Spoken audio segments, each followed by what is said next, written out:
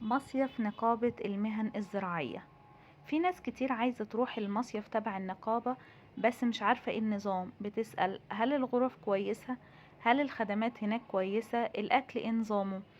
عندها أسئلة كتيرة جدا. موقع المصيف النقابة هناك هل هو موقع كويس ولا لأ؟ لقيت أسئلة كتير جدا بالنظام ده، فحبيت أجاوب على كل الأسئلة دي بالفيديو ده. أنا أول تجربة ليا في المصيف تبع النقابة، وعجبنا جدا جدا جدا. يعني تعالوا نشوف مع بعض التفاصيل عشان تشوفوا كل حاجة بنفسكم. يلا بسم الله. ما تنسوش بس في البداية لايك للفيديو، اشتراك في القناة، وتفعلوا زرار الجرس عشان كل ما انزل فيديو جديد يوصل لكم بإذن الله. وفي كمان فيديوهات عن مطروح هتلاقوها على القناة لو حابين تشوفوها في اي وقت. زي ما انتوا شايفين كده النقابة قدام بالظبط شاطئ النخيل، اللي هو الجهة التانية ليه شاطئ رمل. في الطريق ده تقدروا تركبوا تروحوا لأي حتة، تروحوا شارع اسكندرية، تروحوا أي مكان. وفي الفيديوهات التانية في التفاصيل. هنا الغرفة الفندقية ودخلناها بسم الله. عايزة أقول لكم على النظافة هناك ملهاش حل. نظافة يعني بصوا منظر الأوضة أصلا أول ما استلمناها، ولما جينا نسلمها جم برضو يعني جم عشان ينظفوها. احنا كده كده كنا منظفينها، بس هم بقى عشان يسلموا كل تسليم واحد.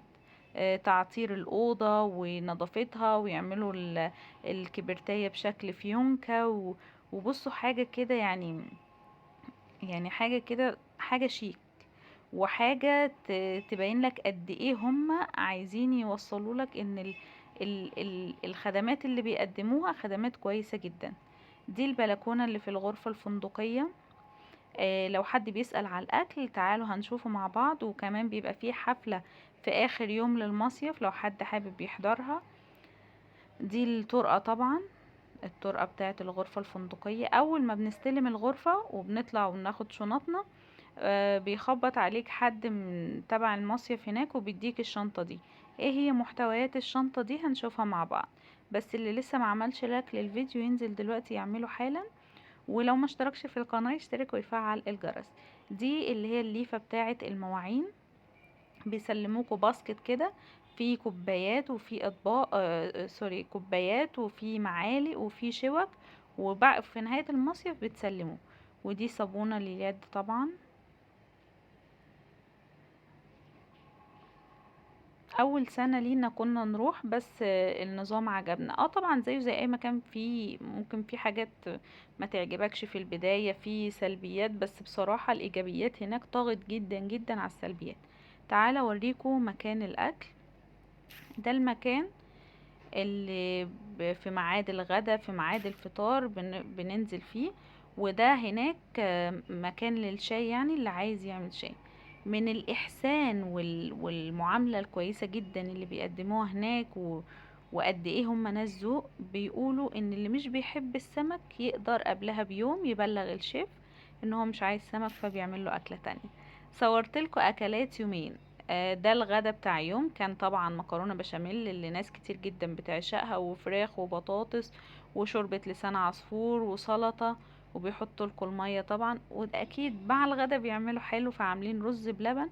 وعايزه اقول لكم ان الاكل هناك نظيف جدا جدا جدا. ده تاني يوم غدا كان مكرونة بالصلصة. انا مش بقول ايام بترتيبها. ودي كانت بسبوسة، مكرونة بالصلصة وكفتة وبطاطس وسلطة.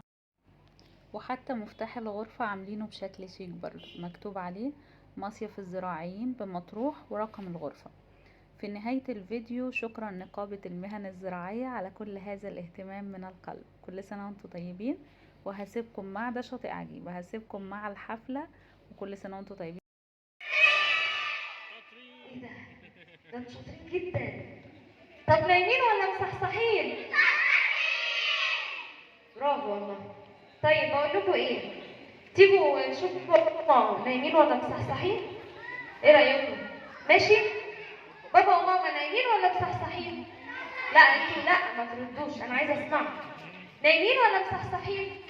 نايمين. قولها لي في وشي عادي كده. طب كمان واحده، نايمين ولا مصحصحين؟ حد قال مزعزعين؟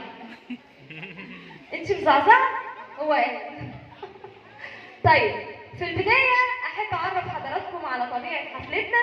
الحفلة بتاعتنا ممكن الشكل العام بتاعها بيقول إنها حفلة أطفال، مظبوط؟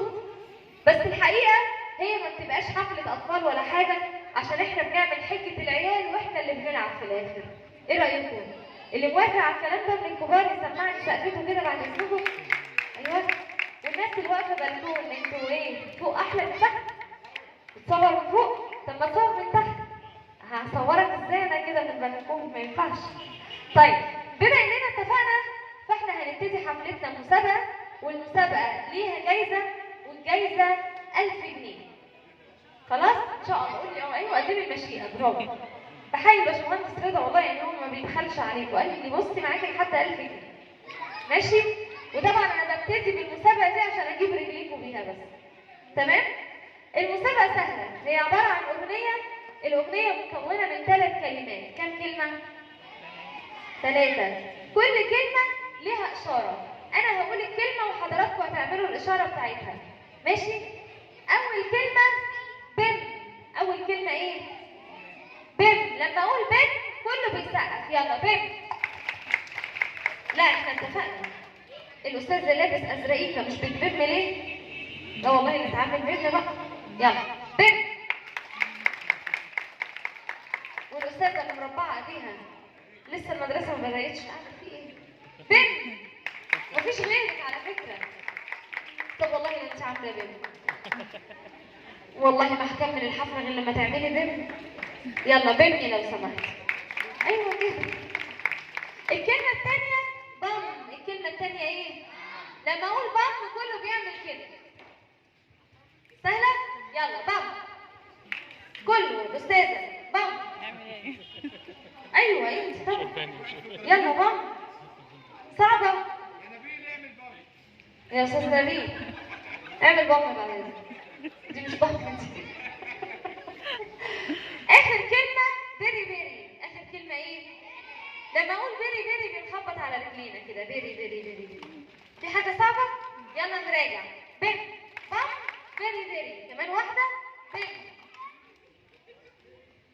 إيه يا فندم؟ أنتوا واقفين بلكون يعني المفروض تبقوا معانا جدا. يلا بم بم مش معانا برضه. بيري بيري. يلا مع الموسيقى هعمل مرة قدام حضراتكم بيم بام بيري بيري، وبعدين نشوف مين من الكبار هيجي يقف جنبي هنا يعمل